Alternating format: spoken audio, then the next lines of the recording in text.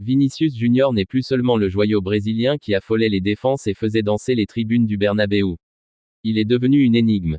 Un paradoxe vivant. D'un côté, il incarne l'espoir, la flamboyance, l'héritier des Galactiques. De l'autre, il cristallise tension, crispation et doute.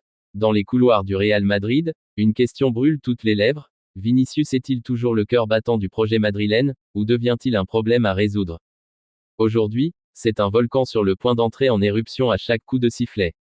Ce qui inquiétait au début comme un simple excès de passion est devenu un motif de préoccupation majeur, ces débordements émotionnels s'accumulent au point de menacer son rendement. Lors du match contre Al Hilal, 1-1, au Mondial des clubs 2025, il a joué 80 minutes, complétant 42 passes sur 45, 93%, réalisant 3 dribbles sur 6, et gagnant 8 duels au sol sur 12. Malgré cette activité, son influence est restée stérile dans les zones décisives. Une statistique révélatrice, surtout pour un joueur offensif. Il ne subit plus le match, il le combat. Chaque contact est vécu comme une injustice. Chaque sifflet contre lui comme une trahison. Il conteste, il crie, il provoque les arbitres, mais aussi les adversaires et même les supporters rivaux. Certains gestes ont même frôlé l'exclusion directe. La ligne rouge est fine. Et il la frôle dangereusement.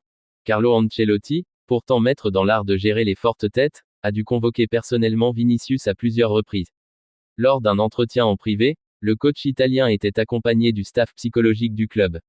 Une première. Le but, ramener Vinicius à l'essentiel, le jeu, l'équipe, l'instinct positif.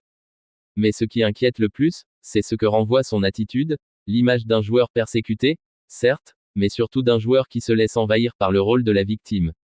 À force de réagir à tout, Vinicius se déconnecte du football. Il se perd dans des luttes personnelles. Et parfois, il perd Madrid avec lui.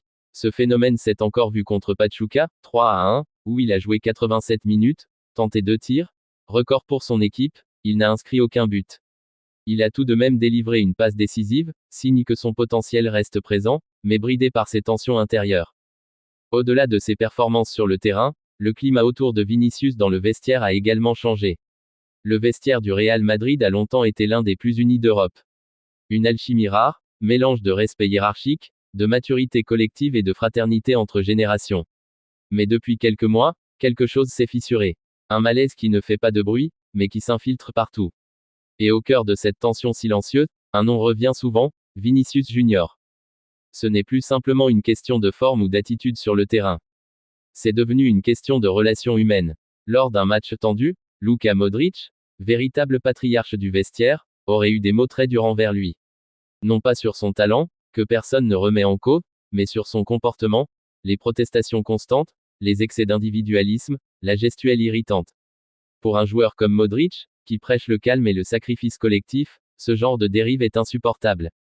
Autre signe révélateur, Jude Bellingham, qui semblait proche de Vinicius à son arrivée, prend désormais ses distances.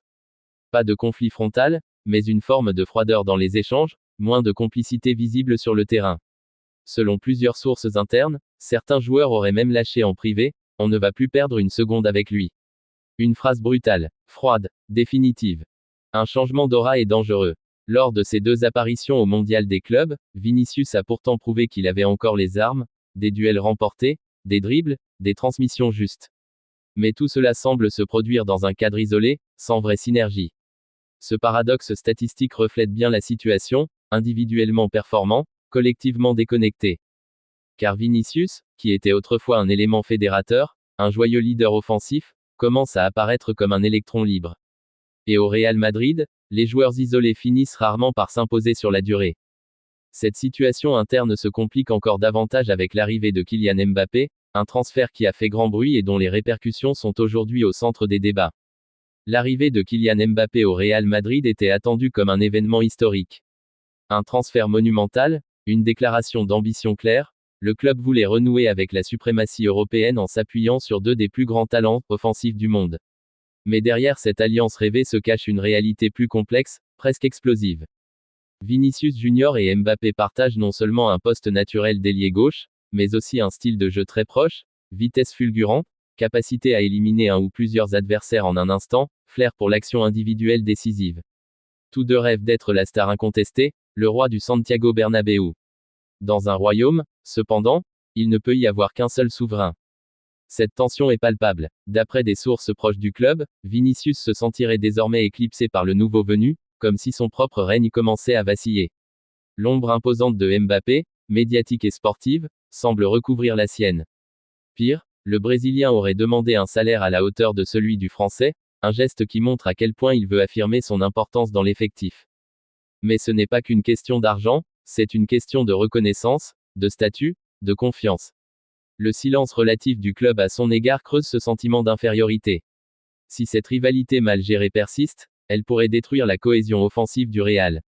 Pourtant, si Xavi Alonso parvient à canaliser cette tension, ce duo explosif pourrait devenir une arme fatale.